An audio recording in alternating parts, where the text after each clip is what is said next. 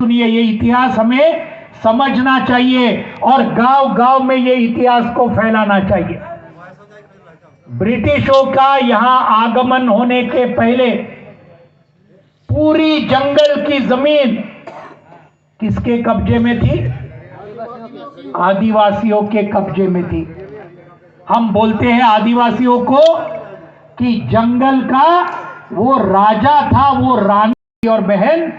ये कौन था ब्रिटिश आने के पहले? जंगल का राजा और जंगल की रानी थी, क्योंकि उनके हाथ में पूरे जमीन की मलकियत थी, पूरे जमीन का कब्जा आदिवासियों का था पूरे देश में। आदिवासी सिर्फ झारखंड में रहते हैं क्या? रहते हैं क्या? आपको क्या लगता है? नहीं, झारखंड में भी तो है, ओडिशा में है, छत्तीसगढ़ में है, उसके साथ मध्य प्रदेश में है, तेलंगाना में है, आंध्र में है, महाराष्ट्र में है, गुजरात में है, भारत में सब जगह, बंगाल में है, केरला के अंदर भी हमारे कृष्ण प्रसाद जहां से आते हैं वो वायनाड जिले में भी आदिवासी है, तमिलनाडु में है। यानी कहने का मतलब हमारे आदिवासी भाई बहन पूरे देश भर में फैले हुए हैं, सिर्फ झारखंड में नहीं, पूरे देश में। और इन सब के नाम पर जंगल की जमीन ब्रिटिश आने के पहले उनके नाम पर थी। लेकिन ब्रिटिश आने के बाद क्या हुआ? 1855 का ये संथाल हुल को कुचल डालने के बाद 1857 का पहले आजादी का संग्राम कुचल डालने के बाद ब्रिटिशों ने एक कानून लाया। और वो कानून कब लाया? 1868 में ब्रिटिशों ने कानून लाया। और उस कानून में क्या बोला उन्होंने? बोले आज से सभी जंगल जमीन आदिवासी की नहीं रहेगी, सभी जंगल जमीन किसकी बनेगी? ब्रिटिश सरकार की मलकियत के नीचे पूरे देश के जंगल को इन हरामखोर लोगों ने लाया। ब्रिटिशों ने एक कानून बनाया और एक कानून के चलते सभी आदिवासियों की जमीन को हड़प किया पूरे देश भर में। और वो किसके हाथ में लिया? ब्रिटिश सरकार के हाथ में लिया। उसको देखने के लिए किसको उन्होंने दिया? फॉरेस्ट डिपार्टमेंट, मालूम है ना, वन का जो खाता है उसके नाम पे ये फॉरेस्ट अधिकारी तंग करते हैं कि नहीं? आदिवासियों को करते हैं कि नहीं? हमारे सबसे बड़े दुश्मन कौन है जंगल जमीन पे? कौन खड्डा डालते हैं? कौन हमारे जमीन के ऊपर पेड़ रखते हैं? कौन हमारे जमीन को खत्म करने को और हड़प करने के पीछे काम करते हैं? ये फॉरेस्ट डिपार्टमेंट के लोग हैं या नहीं? बात सही है ना? पूरे देश में वही है, हमारे महाराष्ट्र में वही है, आपके झारखंड में भी वही है। लेकिन ये फॉरेस्ट वाले किसके हैं? सरकार के लोग हैं, सरकार के लोग। और इन्होंने इस प्रकार से पूरी हमारी जमीन हड़प की, जंगल की जमीन। 1947 में 15 अगस्त देश को आजादी मिली, भारत के लोग सत्ता में आए, ब्रिटिशों को हकाल दिया। बिरसा मुंडा जैसे शहीद, शहीद भगत सिंह जैसे शहीद, अशफाक उल्लाह खान, राजगुरु सुखदेव चंद्रशेखर आजाद, इनके भी नाम आपने सुने हैं या नहीं? सुने हैं या नहीं? ये सब ने अपने जान को न्यौछावर किया भारत के आजादी के लिए। और उसके बाद आजादी आई। आजादी के बाद कांग्रेस के सरकार ने पहले क्या करना चाहिए था? पहले क्या करना चाहिए था? ये 1868 का जंगल के बारे में ब्रिटिशों ने किया हुआ कानून पहले रद्द करना चाहिए था या नहीं? रद्द करना चाहिए था। और क्या करना चाहिए था? नया कानून करना चाहिए था कि ये ब्रिटिशों ने जंगल की जमीन जो आदिवासियों से लेकर हड़प कर दी, आज हम वो कानून रद्द करते हैं और जंगल की सब जमीन आदिवासियों के नाम पे हम करते हैं। ये कानून स्वतंत्र भारत की कांग्रेस सरकार ने करना चाहिए था। किया था क्या? किया? नहीं किया, बिल्कुल नहीं किया। उसके बाद भाजपा की अटल बिहारी वाजपेयी की सरकार आई 1998 में। 60 साल तो कांग्रेस की सरकार रही, एक बार भी कानून नहीं किया। वाजपेयी की सरकार आई, वो तो 2 कदम आगे गई क्योंकि वो बीजेपी की हरामी सरकार थी।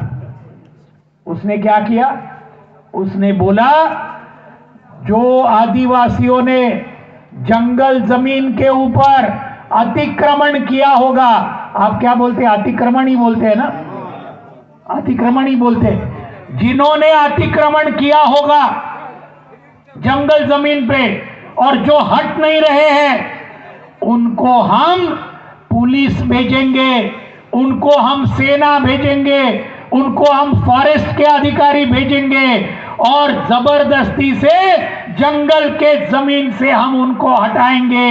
ये 2002 में अटल बिहारी वाजपेयी के भाजपा सरकार ने ये कानून बनाया और उन्होंने और किया कि ये आदिवासियों को हटाने के लिए जंगल जमीन से जो खर्चा आएगा वो खर्चा भी हम किससे वसूल करेंगे?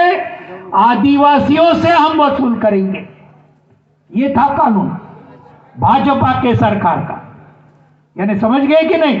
जंगल जमीन से हटाएंगे और उसके कार्रवाई के लिए जो पैसे लगेंगे वो भी आपसे वसूल करेंगे। ये था कानून जो बीजेपी के सरकार ने किया। और आसाम में क्या किया?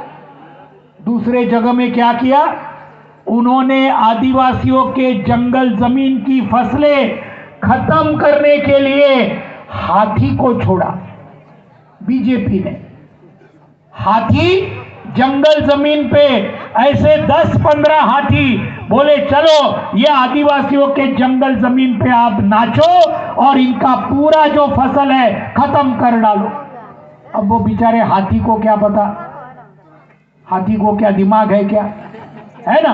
फॉरेस्ट वाले ने बोला चलो ये जमीन पे करो, उसके ऊपर नाचो और पूरा फसल बर्बाद करो। ये हुआ है, ये उस वक्त हुआ है, आपने भी सुना होगा, है ना? ये सब हुआ।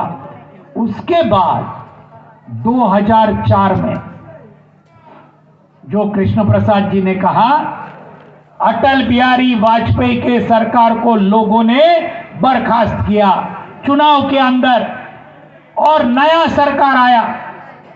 लेकिन उस सरकार में हमारे लाल झंडे को मानने वाले 61 सांसद उस वक्त चुन के आए दिल्ली की संसद में। 61 सांसद लाल झंडे वाले, इतने बड़े पैमाने पर पहले कभी नहीं आए थे। और कांग्रेस की सरकार को बहुमत नहीं था, बहुमत नहीं था। और तब लाल झंडे के सांसदों ने क्या बोला कांग्रेस को? देखो, हमारा अगर समर्थन आपको चाहिए, आपका सरकार अगर रखना है आपको, तो आपको 2-3 कानून करना पड़ेगा तुरंत। पहला कानून ये करना पड़ेगा, आदिवासियों के नाम पर जंगल की जमीन देने वाला वनाधिकार कानून आपको करना होगा। अगर करते हैं तो करो, नहीं तो हम आपका समर्थन वापस लेंगे, आपका सरकार गिर जाएगा। ये किसने किया? लाल झंडे ने, हमारे मार्क्सवादी कम्युनिस्ट पार्टी ने, हमारे किसान सभा ने, हमारे जो सांसद गए ये एक बात बताई। दूसरी बात क्या बोली? हमारे खेत मजदूर है गरीब, झारखंड में भी है कि नहीं, जिनके पास जमीन नहीं है, दूसरों के जमीन पर काम करना पड़ता है, उनके लिए रोजगार गारंटी का कानून आपको बनाना चाहिए। ये हमने उनको बोला और ये बनाएंगे तो हमारा समर्थन रहेगा, नहीं तो नहीं रहेगा। मनरेगा का कानून, मनरेगा याद है? महात्मा गांधी राष्ट्रीय ग्रामीण रोजगार गारंटी योजना, ये बनाना पड़ा खेत मजदूरों के लिए।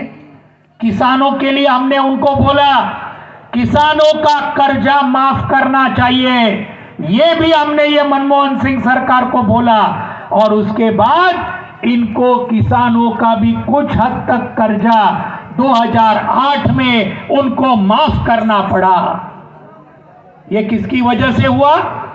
लाल झंडे की वजह से ये सब हुआ। जानकारी के अधिकार का कानून इनको करना पड़ा, राइट टू इंफॉर्मेशन ये इनको करना पड़ा। ये सब आज लाल झंडे के वजह से ये सब करना पड़ा। तो आज जो वन पट्टे का कानून बना है किसकी वजह से बना है साथियों?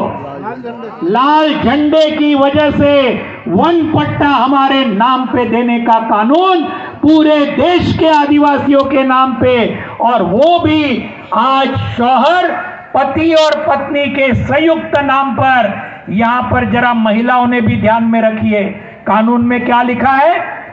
जंगल की जमीन किसके नाम पर होगी? आदिवासी पति और उसकी पत्नी के संयुक्त नाम पर यह जमीन होगी। ये हमने उसके अंदर रखा, यानी महिला भी उस जमीन की मालकिन बन सकती है।